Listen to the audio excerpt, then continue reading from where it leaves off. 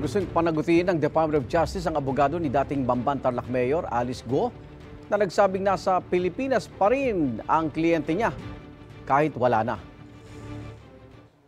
Pinalaganat yung kwento na nandito pa si Alice Guo sa mga interview sa mga kung saan sa mga stasyon, kaliwat kanan. Ano?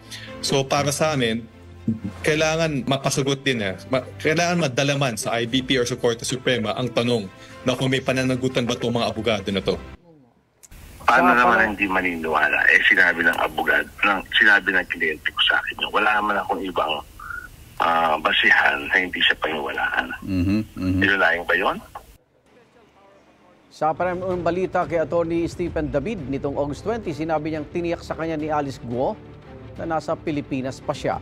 Sa gitna yan ng pagkakatuklas ng Senado sa mga dokumento na nagpapakitang nakapuslit na palabas ng bansa si Guo. Bukod sa abogado ni Guo, gusto rin panagutin ng DOJ si Atty. Elmer Galicia, ang nagnotaryo sa counter affidavit ni Guo. August 14 kasi ang petsa sa notaryo, panahong nakalis sa bansa pala ang sinibak na alkalde. Sa pagdinig ng Senado nitong Martes, umamin si Atty. Galicia na hindi niya na-verify ng maigi ang pagkatao na nagpakilalang Alice Guo na humarap sa kanya.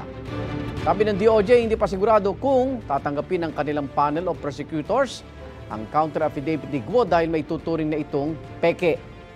Posible daw na resolbahin ng panel ang reklamong qualified human trafficking laban kay Guo batay lang sa ebidensyang isinumite ng gobyerno.